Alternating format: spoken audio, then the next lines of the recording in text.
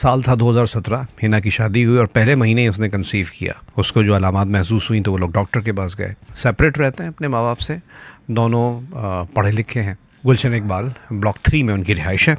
उन्होंने बेहतर ये समझा कि जी कराची का जो बेस्ट हॉस्पिटल है हम वहाँ पर जाएं और वहाँ पर केस कराने के लिए डॉक्टर से कंसल्टेंसी और जो भी ओपीडी वगैरह है वहीं पर ही हम करें। तो कराची के बेस्ट हॉस्पिटल चले गए गुलशन इकबाल से, वो करीब भी पड़ता है। वहाँ पर एक डॉक्टर हैं, बहुत मशहूर गायनेकोलॉजिस्ट हैं, और उनके बारे में मशहूर ये भी है कि वो ज़्यादा फजूल बातों का जवाब नहीं देती हैं। ये मैं किसी वजह से बता रहा हूँ आपको बात। खैर जी, वहाँ गए, डॉक्टर एक चार्ट लेके बैठती हैं जब आप ऐसी प्रेगनेंसी में कंसीव जब कर लेती हैं कि जी कितने वीक्स का बेबी हो गया है। तो डॉक्टर ने बताया कि माशाल्लाह आपकी जो प्रेगनेंसी है वो इतने इतने वीक्स की है। अब उस वक्त हिना कहती है मेरे शौहर का चेहरा उतर सा गया, वो जो बड़ा खुश था वो एकदम अजीब सा हो गया। और उसने घर आने के बाद मुझसे जो सवालात किए उसकी नौइयत ये थी कि हमारी शादी को तो बिलफर्ज 4 हफ़्ते हुए हैं, प्रेगनेंसी आ रही है 5.5 हफ़्ते की। तो उसका ये सवाल एक तरह से वाज़ेह इल्ज़ाम था कि तुम बदकिरदार हो। और कहती हमारी लव प्लस अरेंज मैरिज थी और मैंने एक पढ़े लिखे शख्स से शादी की थी। तो नेक्स्ट टाइम उसने फ़ैसला ये किया कि उसको इस सवाल का जवाब चाहिए। हमारी बहुत बहस हुई, मैं उसको खामोश हो गई।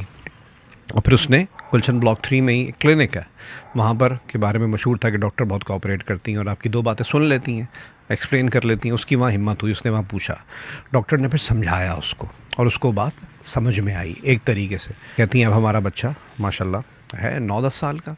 लेकिन मैं ये सोचती हूँ कि आज अगर मैं अपने बच्चे को ये हकीकत बताऊँ, आज वो अपने बच्चे के लिए जान छिड़कता है, उसकी स्कूल की फ़ी देता है, मुझे अपनी बीवी कहता है। तो एक वक्त में जब उसने मुझे सामने सवाल रखा था, अगर मैं उसको छोड़ देती इस बात पर, क्या पहली बात ये कि क्या छोड़ देना चाहिए था, और अगर ये बच्चा सुने कि मुझे तो वो टैग दिया मेरे बाप ने जो किसी को भी कहा जाए तो वो गाली होती है। उसका मकसद यही था ना कि बच्चा मेरा नहीं है। आज तुम उस बच्चे को बोसे दे रहे हो, उसके स्कूल की फ़ी जमा करा रहे हो, और जब वो पैदा होने वाला था तो आपने इतना बड़ा इल्ज़ाम अपनी बीवी पर लगाया था, और ये एक पढ़े लिखे शख्स ने लगाया था। अच्छा, मैंने एक कहानी सुनी कुछ दिनों पहले, और ये कहानी कहीं पीछे रह गई। मैंने कहा मैं इसको ज़रा अच्छे तरीके से, एक अच्छा पैगाम है लोगों में अवेयरनेस का, मैं इसको अच्छे तरीके से डिलीवर करूँगा और फिर उसको पब्लिश करूँगा। तो इत्तेफाक हुआ कि परसों में एक पॉपुलेशन कंट्रोल पर कॉन्फ्रेंस यहीं गुलबर्ग 3 में थी, लाहौर में। वहाँ गया तो वहाँ पे पाकिस्तान के बड़े मशहूर गायनेकोलॉजिस्ट से मुलाकात हुई और उनके ज़रिए कुछ चीज़ें पता लगी। अब वो बहुत मशहूर गायनेकोलॉजिस्ट हैं, उनके पास जो लोग आते होंगे उनमें 2 कैटेगरी तो बहुत वाज़ हैं। एक तो ये कि बहुत अमीर होते होंगे, दूसरा उसमें पढ़े लिखे भी लोग होते होंगे, बहुत ज़्यादा पढ़े लिखे भी होते होंगे। तो वो कह रहे हैं यार हमारे यहाँ ये जो प्रॉब्लम है ना, ये बहुत कॉमन है, और इसमें सिर्फ ये नहीं कि गरीब तबका है, मिडिल क्लास तबका है, इसमें जो एलीट क्लास है वो भी एजुकेट नहीं होते इस मामले में, और उनको एजुकेट करना इम्पॉसिबल है। उन्होंने एक वाक़या बताया, कह रहे मेरे क्लिनिक में आए दिन इस बात पे झगड़े भी होते हैं और उन झगड़ों की सूरत में कभी कभी तलाक़ें भी हो जाती हैं। वो तो शुक्र है कोई किसी की जान नहीं ले लेता, वरना ऐसे भी वाक़या शायद हुए हो, हम तक उसकी इन्फॉर्मेशन ना पहुंची हो। उन्होंने एक वाक़या बताया, कह रहे लड़का इंजीनियर, लड़की भी इंजीनियर, दोनों आए। लड़की की प्रेगनेंसी थी, लड़की ने कंसीव किया था, और जब मैंने उनको बताया तो प्रेगनेंसी के जो वीक्स थे वो 6 वीक्स आ रहे थे। तो ये सुनने के बाद उसका जो शौहर, जो इंजीनियर शौहर था, पढ़ा लिखा इंजीनियर, एक अच्छी जगह जॉब करता है, वो उसके हाथ दिख रहा शिवर करना शुरू हो गया, कांपना शुरू हो गया, और वो गुस्से से लाल पीला हो गया। और वहीं उसने अपनी बेगम से सवाल ठोक दिया। उसका कहने का मकसद था, उन्होंने पंजाबी में बताया कि तू पिछों लाइए। फिर इसकी बेगम भी शिवर करना शुरू हो गई कि तुम मुझसे ये बात कह क्या रहे हो, तू पिछों लाइए, मतलब ये कि ये मेरा बच्चा नहीं है, शादी को तो 4 हफ़्ते हुए हैं, डॉक्टर कहता 6 वीक्स की प्रेगनेंसी है, तो ये तो मेरा बच्चा ही नहीं, तुमने शादी से पहले कहीं मुंह काला किया। इनडायरेक्टली उसने ये कहा। कह रहा मैंने उनको बिठाया, उनको एजुकेट किया, उनकी काउंसलिंग की। काफ़ी देर बिठाने के बाद ना वो लड़की नॉर्मल हो पाई, क्योंकि उसको मालूम था कि ये घर जाके सवाल करेगा, ना उस बंदे की शिवरिंग ख़त्म हो सकी।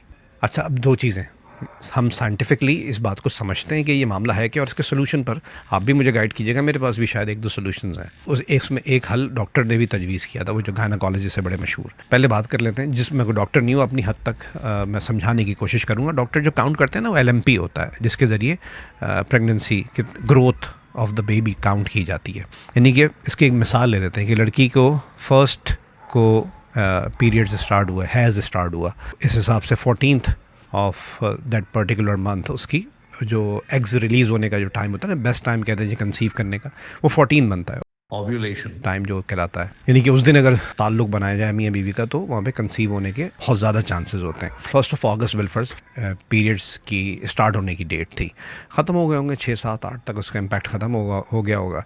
अब अगर उनकी घर फैमिली एजुकेटेड है तो उन्होंने बोला अगर सही जी उसके बाद की कोई डेट रख लेते हैं, और बहुत ज़्यादा बायोलॉजिकली चीज़ों को समझते होंगे मेडिकली, तो बोलेंगे यार 13 या 14 की डेट रख ली जाए।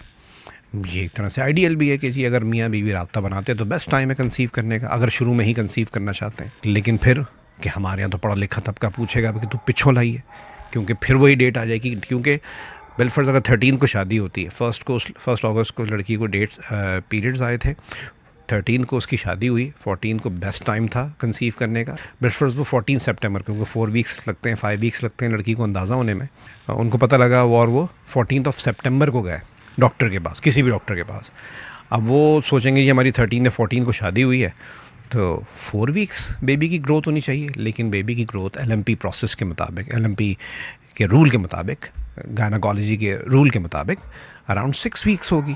तो वहाँ फिर लड़का चाहे डॉक्टर हो, इंजीनियर हो, हमारी सोसाइटी का, या कोई किसान हो, या मैं अपने आप को सिस्टम में, मैं ख़ुद भी देखें, मैं कभी ज्ञान देते हुए अपने आप को सिस्टम से अलग नहीं करता, तो वो फिर उसको कहा जाएगा तो पिछों लाइए। उन गायनाकोलॉजिस्ट के अल्फाज थे कि देखो भाई, इतने सालों में मैंने ऐसे ऐसे लोगों को ये बात करते हुए देखा है कि जिनके जी बाहर से पढ़ कर आए हैं, बड़े बड़े तालीमी इदारों से, जिनको ग्लोबली उनकी एक्सेप्टेंस है जी, बड़ा माना जाता है कि जी वहाँ का पढ़ा हुआ है, वो यहाँ आके क्योंकि इस सोसाइटी का मर्द है, वो सवाल यही करता है कि ये मेरा बच्चा नहीं है। तो ये तो मैंने आपको सिर्फ प्रोसेस समझाने के लिए कि ये आम जो हमारी सोसाइटी का मर्द है ना, आम क्या मैं कहता हूँ 99% जो मर्द है वो कब से काउंट करते हैं कि जी हमारा ताल्लुक़ कब बना था, हमने इंटरकोर्स कब किया था, तो उस दिन से ये डॉक्टर बताएगा कि जी बेबी की ग्रोथ उस हिसाब से बताएगा। बिलफर्ज हमने 14 अगस्त को इंटरकोर्स किया है तो 14 सितंबर को डॉक्टर बताएगा जी 4 वीक्स की प्रेगनेंसी है। वो ऐसा नहीं बताएगा, वो जिस मंथ में आपने इंटरकोर्स किया है और वो कोर्स जिस पीरियड्स ख़त्म होने के बाद हुआ है, वो पीरियड्स जब शुरू हुए थे उसकी फ़र्स्ट डेट से काउंट करेगा बेबी की ग्रोथ। आई एम सॉरी, मैं अपने अल्फाज में एजुकेट करने की कोशिश कर रहा हूँ, क्योंकि जो एजुकेट होना ज़रूरी है, किसी से इसके रिश्ते बच सकते हैं, रिश्तों में खली जाना बच सकती है अगर आप साथ भी रह रहे हैं, तो ये चीज़ ज़िंदगी भर औरत और मर्द के दिमाग से नहीं निकलती। और जस्ट इन केस कभी झगड़े में बच्चे के सामने मुँह से बात निकल गई तो बच्चा क्या सोचेगा। तो ये बड़ा एक अजीब एक बॉम्ब है, टाइम बॉम्ब है जो फैमिली में चलता रहता है, जो आपके मुंह से अल्फाज निकल जाते हैं, बाद में फिर आप कोशिश करते हैं या कोई बताता है आपको तो आप फिर एजुकेट होते हैं, फिर समझते हैं। अब इसका हल क्या है, तो डॉक्टर साहब ने जो एक हल बताया जो मुझे भी समझ में आया, लेकिन उसकी बहुत सी जगहों से इजाज़त नहीं मिल सकती। वो हल ये है कि भाई एक हैज़ लड़की को ससुराल में आने दें।